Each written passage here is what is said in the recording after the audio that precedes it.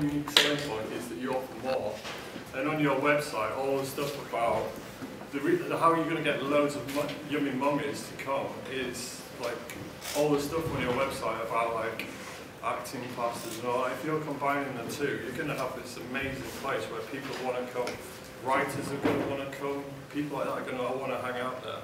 It's going to be pleasurable in that way. It's not going to be pleasurable as in you get some mum from the estate with all their bright kids playing in the thing. It's not going to work because it's going to, your second target audience is just going to get, I don't want to go there. If there's a mum and a bright thing, I shouldn't really be saying it, but it's true. That's the way it is. So that's the way I was coming from it. And I thought the best way to show what you do is do what you do, but do it out there. Do it on the tubes. Film it.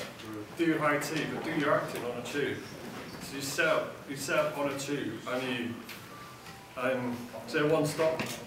Someone gets on, the waiter gets on, the tables gets put out. Next stop. The mum comes in, and then the next stop, tea. So you're doing all that to Vauxhall. So that if you film it, you get this big buzz about the place, and then you all get off together. So you've got this procession, and it's kind of like you want to hit them in a way that's unique. Because if you're just handing something out, it's just going to get lost. So I kind of came down that route, and like you're thespians, you do this kind of stuff. You can really go to town with this. You can take it anywhere you want it, and I think that's the bit that's gonna like set this apart.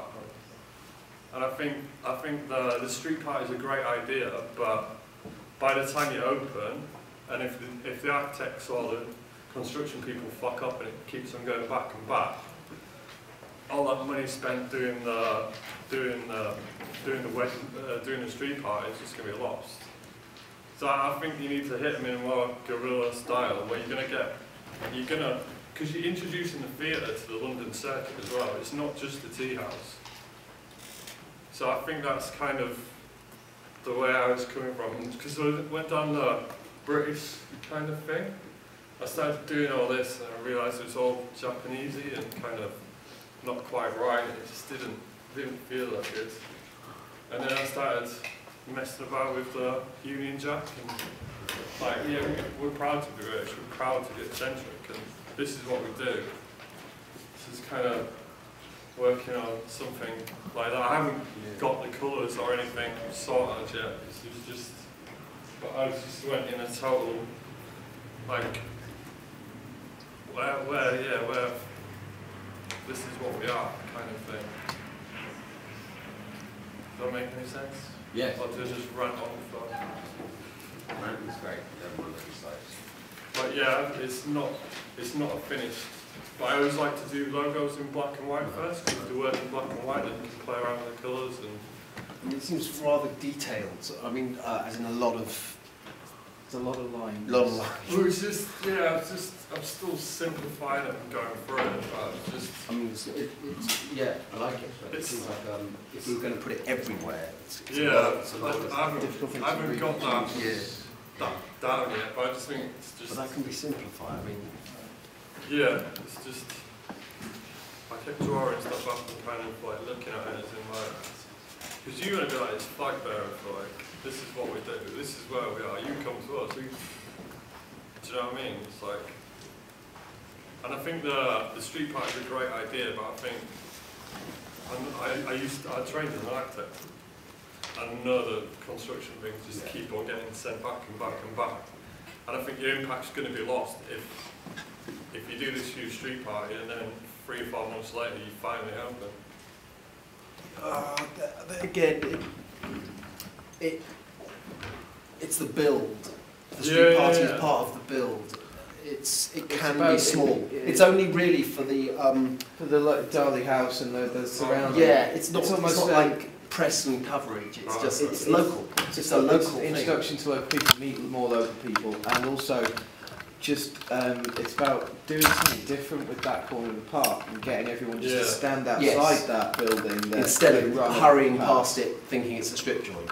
And it's just getting And it's normal people back into But I it. think that's where you need like a high impact stunt at the beginning, because like Mark was saying that after the cricket everyone's bothered, and the first thing they do is they don't go home and spend a few hours in the Queen Mary before they, do you know what I mean? That's what they do. So I think you need a big stunt, showing what you guys do best, but also doing it in a way that creates enough coverage so that place is associated with something else, rather than straight, do you know what I mean? I think you need a big kind of hitting, high impact.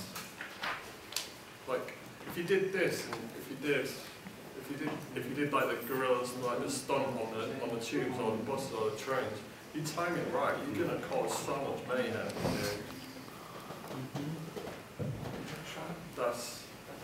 So I think it's a uniquely British thing. I mean, it's great. I think the combination is great.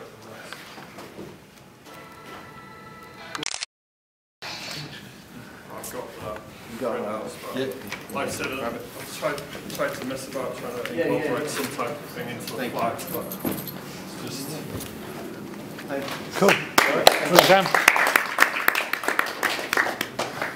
Hello, my name is Francis. Actually, I brought different logos rather than bring